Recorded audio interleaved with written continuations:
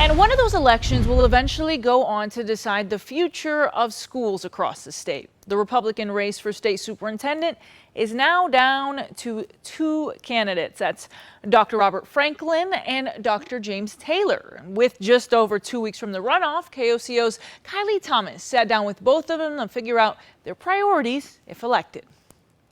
The crowded Republican field for state superintendent is now down to just two. Two classroom educators are now battling to earn the Republican ticket and face Democratic nominee Dr. Janetta Marshall in November. In the primary election, Dr. Robert Franklin led the stacked Republican field with 22.6% of the vote. Dr. James Taylor followed with 19.7%. Well, it's an odd feeling because I've never been in politics, and so you're wondering, is this in real time or are we in a fantasy land here? And this was the hand of God. God orchestrated all of this. Ahead of the August 25th runoff, KOCO sat down one-on-one with both candidates. So, if elected, where would they start? No parent should be treated as an obstacle or pain or, a special interest group just because they asked the simple question, what are you teaching my child?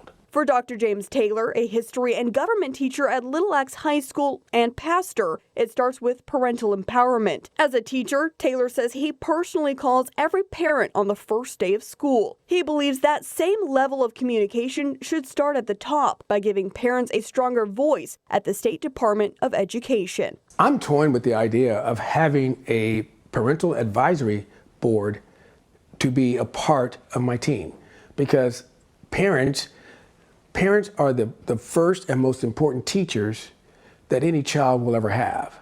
And there is no way that any organization or administration is going to know that child better than their mom and dad. For Dr. Robert Franklin, improving public education starts with how the state leads its schools. After more than 4 decades in education, the Hall of Fame educator says Oklahoma needs a tested leader who can bring people together and spend less time on politics and more time improving student outcomes. What is a must-do on your agenda when you become superintendent? we must do this. We must bring in right people.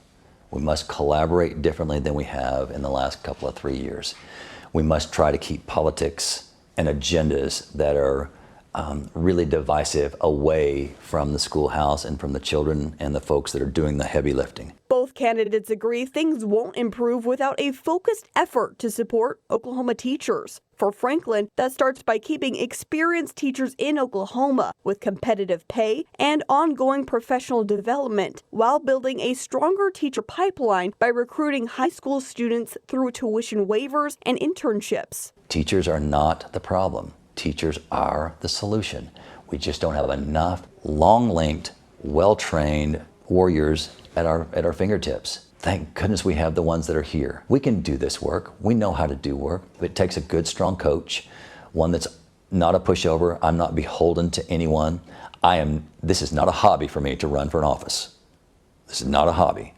This is a passion. Taylor says supporting teachers begins before they ever have a classroom of their own. He wants first-year teachers paired with experienced mentors and more hands-on training in classroom management and student discipline. The discipline is paramount.